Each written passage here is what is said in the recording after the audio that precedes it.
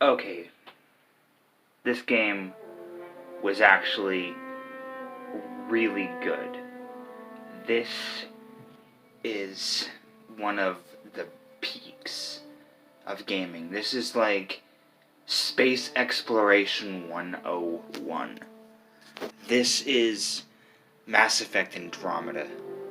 This game had a lot of hype, and it failed upon the hype, but people in retrospection, after all the updates released, all the animations were corrected, most of them, except that weird freaking Drac battle fight scene, the cutscene where he fights another Krogan. That's one of the only cutscenes they did not fix or redo. But this game has a lot of good in it. There is so much to explore, so much wonder. It captures that wonder I want to explore. This game does it, and it's so great. So great. I cannot say enough about this game.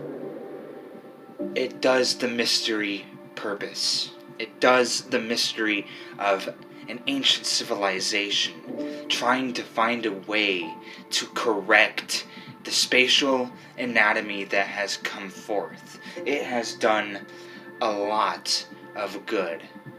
It has done a lot of greatness. There's so much to this beauty I want to explore. I want to create. I want to have the most badass tattoos and the most badass hair I can have. I can be the most scientific person. Let's go out there and find the things that we love. Let's go out and explore. My dad's an N7. We can do this. We can create something. We can go out, create our own adventures, and go far out into space. Find a new civilization. Become everything that is powerful. Metaphorically, philosophically, and action. A lot has been updated. We have our own inventory again. We have our own speed racer thing again. We have our own Mako again. We have our own explorer vehicle. We have so many planets to explore. There is so much that we can add upon this and initialize and create for ourselves. We have our own power, we have our own biotics, we have our own technological powers that we can switch through and create within combat. There are a lot of words to explain this game, and it's hard to define this game with words. There's a lot to say, a lot of heart, and there's a lot of fantastic writing. There's a lot of exploration. This game is top-notch, and going and figure out the mystery kind of feels like, oh, this is an adventure, we gotta do this. There is so much of that within this game, and it's personified perfectly throughout the dialogue. The dialogue itself is just inspiration. They know how to write dialogue. Trust me, they know how to write dialogue like none other. We are eternal. That's what the Reapers once said. We are eternal. Well, there's more to that mystery, because a lot of Mass Effect 3 kind of actually did hint towards this game. It's like, oh, what's the Crucible? Who created the Crucible?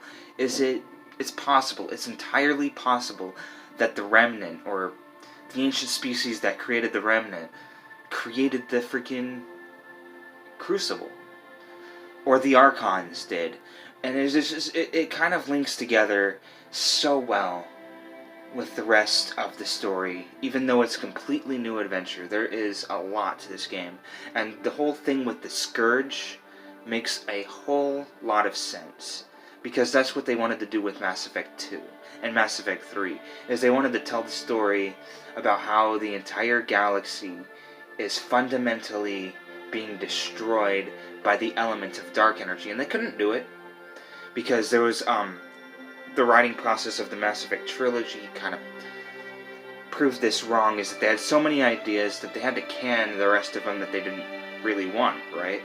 And there's just so much to this game that screams Mass Effect 1. What Mass Effect 1 was trying to do, and kind of failed at, to be honest. Mass Effect 1 was all about exploration of multiple planets, but there was so much issues, especially with the funding back then. In 2007, they could not do that. They had to reuse a whole bunch of environments to do that.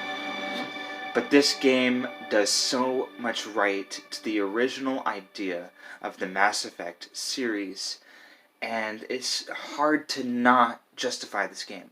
To say it's complete trash is really hard to do. And there's a lot about, philosophically here, what is essence? What is essence? Personified. What is essence? How do you capture that? Well, there's a lot of ways that this game captures it. Through unique, artistic dialogue inspired by old writings of plays, old writings of speeches by military generals, all the way back to the 1500s. There's a lot that inspires this game. It captures the essence perfectly of what this game is trying to display. And not only that, but the soundtrack too. How do you capture an essence of, I want to explore? This is a world. You can't do that without a perfectly choreographed soundtrack. It's completely freaking impossible. And like I was saying, yes, I want to do this. Yes, we are going out and exploring the regions beyond space. But there's a lot of realism to that in real life. It's like, do you really want to be stuck on this planet? Do you really? How do you... And again, the essence is from the dream of wanting to go further. Arnold Armstrong, you know? Going out and seizing and capturing something that was thought to be impossible. This game does this perfectly. Again, I'm not saying the original Mass Effect trilogy did this wrong, because that was in the background. All that stuff about wanting to explore space, the future of humanity, was all in the background, because the trilogy was trying to say something else. Is unity, working together. That was what the original trilogy was trying to do. But this game, kind of like in the background, there is unity. Yeah, that's important, but by now that's kind of banal, that's kind of pointless. So we're going to take the background of wanting to explore into the foreground and doing something completely new with that. And this story is just so phenomenal, because it tells the story about, and it does it perfectly. There's no black and white.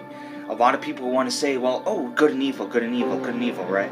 But it's so not black and white, but it's like one of the earlier lines of dialogue. When you enchant and find your first alien civilization to be hostile towards you, there's a line of dialogue saying it's like, we're the aliens to them. And this game does so much of destroying of what previous storytelling was all about. Good and evil, good and evil, good and evil. And there's just so many dialogue choices. Pretty much every single dialogue wheel has the choice of saying something in the matter of gray. And it really displays that perfectly. I know the original Mass Effect trilogy had the neutral option, but this game completely destroys Paragon and Renegade for something even better. You can be logical, analytical, emotional, or statistical.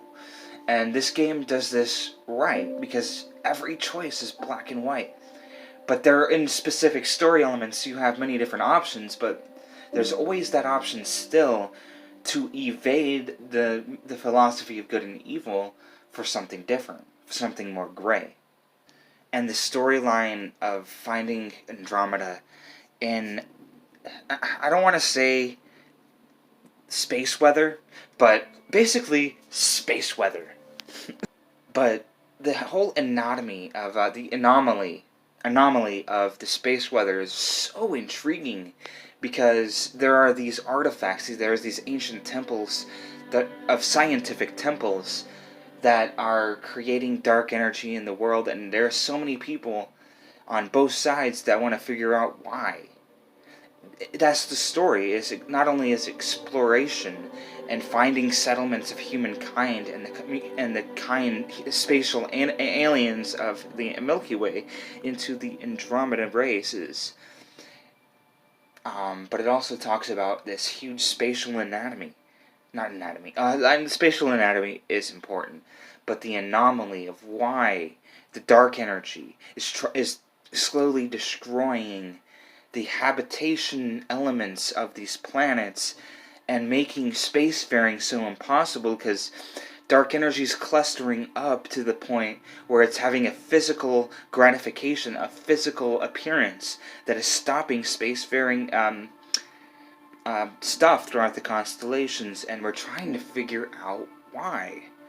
It does so much credit for the mystery of this story, and it does so freaking well, and I highly recommend it. Highly recommend this. And the whole thing with the antagonist, and I'm starting to see this a trend more and more in BioWare games, but they're trying to keep the antagonist a clean slate. That means they don't really have that much interest. But they basically take the real-life religious element of Archons, and this is a real-life Gnostic thing in the real world. The main antagonist is Archons from the Gnostic texts in the real world. I do like it. But future BioWare games, including Anthem, are just doing this more and more. And I just want to see a humanistic antagonist again, like Mass Effect. Like Mass Effect 1. Mass Effect 3, Baldur's Gate, I believe, had a humanistic antagonist. Dragon Age Origins, Dragon Age 3, Trespasser had a very humanistic antagonist. They're very personal to the player, because you can actually fall in love with him and kiss him. So, yeah. Mysteries, kind of like in Mass Effect 2 with the Prothean Orb. And you don't know what I'm talking about, go play Mass Effect 2 and download the Firewalker, or the Fire DLC, where you have to explore and do elements. At the end of the story of that DLC, you come across an orb that is so mystical and gratifyingly etheric, and it brings it back to this one, as the main storyline is trying to find this technology and this race that was able to cleanse the air of dark energy and make life livable and habitable again. And in this whole thing about the Meridian, oh my god, this whole storyline is like taking the elements of the side stuff in Mass Effect 1 and 2 that was mystical, and making it the main theme of the story, especially in the third act. Because it's not really kind of there in Act 1 and 2, but it's like there. It's the story in Act 3. So, and if you don't know what mystical thing I'm talking about from Mass Effect 1, do the Shira side quest with the orb, with the Prothean orb in Mass Effect 1. It's like, that is straight up mystical, you know? And, we have, oh my god, I actually liked the new species, because the Asari had a neo-pagan element where they worship the goddess, and their goddess, Athena, or not Athena. Athame is actually named after a ritual tool in real-life paganism. And if you read the Codex in Mass Effect 1, it's like straight up copied from neo-pagan grimoires of their belief system. In this game, the new aliens have this mystifying, backtracking sort of mystical belief system. Javik was able, in Mass Effect 3, the species, the Protheans, was able to read like a mystic, like a real-life mystic, read essence from surroundings, from people. But in this game, they could actually go back and live their previous lives, and their whole trial and error in their early life is actually going through and trying to correct the mistakes of their previous life in that reincarnation. And no, I was slightly disappointed that there was no Leviathan, even though the Mass Effect 3 Leviathan really does justify the story of Leviathan as a good guy, because he's really a good guy in this story. I was surprised that there was no explanation to it. Like, I was kind of like halfway going into this game, it's like, is there going to be an explanation to the Leviathan? Did he come from Andromeda? But that was the only thing that disappointed me, was that there was no explanation to that. I really like it when the developers want to expand the lore of the mystical elements of the lore like this. And this game is all about the mystical side, the fantasy side of the science of Mass Effect. And I was just wanting something a lot more, because I was wanting to see an explanation of the mystical stuff from the Mass Effect trilogy fully explained. Like the Asari. Not the Asari, but I wanted to see more of the mystical Asari. I wanted to see more of the mystical Protheans. I wanted to see, is Javik's cousin there? Even though that was a joke. Sorry. I'm like Edie. I'm bad at jokes. You know, the Prothean orbs. One of the things they really could have done is explain the Crucible. The species that, because I wanted to see more about the Star Children.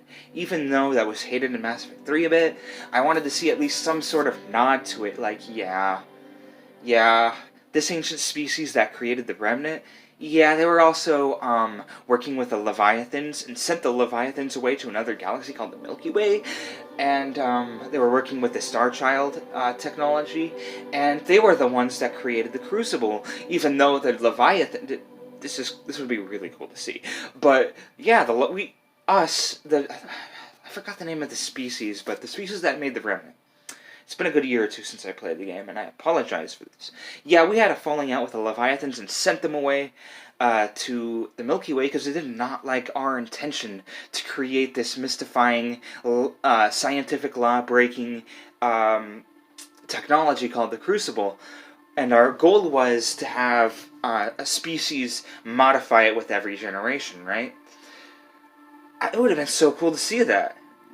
Yes, this game is worth playing. Just forget all of the hate about this game, because when you go back to the chat rooms, the BioWare chat rooms, everybody's like, this is so underrated. I highly recommend this game. This game is one of the best games to play, period.